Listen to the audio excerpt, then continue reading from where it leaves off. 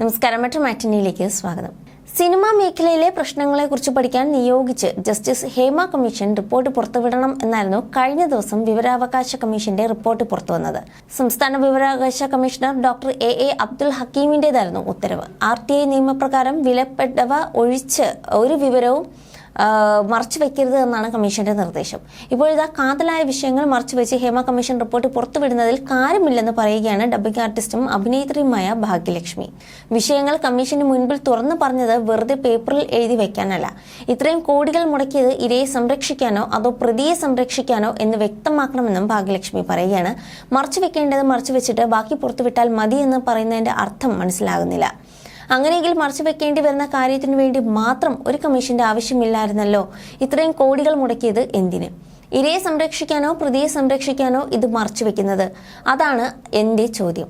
എന്താണ് ഇതിന്റെ പിന്നിൽ നടക്കുന്ന വിഷയം എന്തെന്ന് വ്യക്തമാക്കി പറയാൻ എനിക്കാകില്ല. കമ്മീഷന്റെ മുൻപാകെ പോയിരുന്ന് സംസാരിച്ചപ്പോൾ പോലും ഞാൻ ചോദിച്ച ഒരു ചോദ്യമുണ്ട്.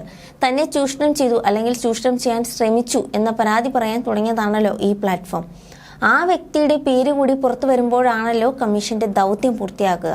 അതില്ലാത്തടത്തോളം കാലം അപ്പുറത്തെ വീട്ടിലെ ചേച്ചിയുടെ അടുത്ത് പോയി കാര്യങ്ങൾ പറയുന്നത് പോലെ അല്ലേ ഇതും.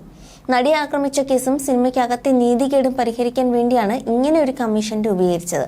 ഞാനും കമ്മീഷന്റെ മുന്നിലിരുന്ന് സംസാരിച്ച ആളാണ്. നിങ്ങൾക്ക് ഇത്തരത്തിലൊരു അനുഭവം ഉണ്ടായിട്ടുണ്ടോ എന്ന് ചോദിക്കുമ്പോൾ ഉണ്ടായിട്ടുണ്ടെന്ന് പറഞ്ഞവരുണ്ട്. ചിലർ വ്യക്തികളുടെ പേരുകൾ പറഞ്ഞിട്ടുണ്ട്. അവർ തന്നെ ഇത് ആരിൽ നിന്നാണെന്ന് ചോദിക്കുന്നുണ്ട്. ആ പേരുകൾ അവർ എഴുതി വെക്കുന്നുമുണ്ട്. എഴുതി വെച്ച ശേഷം ആ പേരുകൾ മറയ്ക്കണം എന്ന് പറയുന്നതിനോട് എനിക്ക് യോജിക്കാൻ പറ്റുന്നില്ല. ഇതിലൊരു ആശങ്ക ഇപ്പോഴും നിലവിലുണ്ട്. അവിടെ ചെന്ന് തനിക്ക് നേരിടേണ്ടി വന്ന ഒരു ദുരനുഭവം സ്ത്രീ പറയുമ്പോൾ അത് കേസാക്കാൻ പറ്റുമോ, അത് കേസാക്കിയാൽ അതിനുള്ള തെളിവുകൾ വേണമല്ലോ തുടങ്ങിയ കാര്യങ്ങൾ എൻ്റെ മനസ്സിൽ നിലനിന്നിരുന്നു. തീർച്ചയായും അവിടെ പറഞ്ഞ അനുഭവങ്ങളും ദുരിതങ്ങളും എല്ലാം കേസാക്കണം, അല്ലാതെ വെറുതെ പേപ്പറിൽ എഴുതി വെക്കാനല്ലല്ലോ ഇതൊക്കെ തുറന്നു പറയുന്നത്.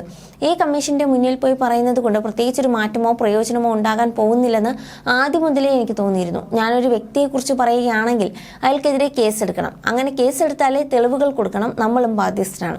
വർഷങ്ങൾക്ക് മുമ്പ് നടന്നൊരു സംഭവമാണ്. ഇതൊക്കെ ഇതിലെ പ്രധാന വിഷയങ്ങളാണ്.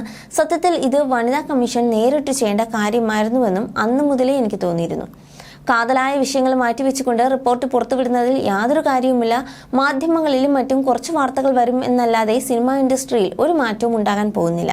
റിപ്പോർട്ടിന്റെ പുറത്ത് വളരെയധികം ചർച്ചകൾ നടന്നിട്ടുണ്ടാകാം.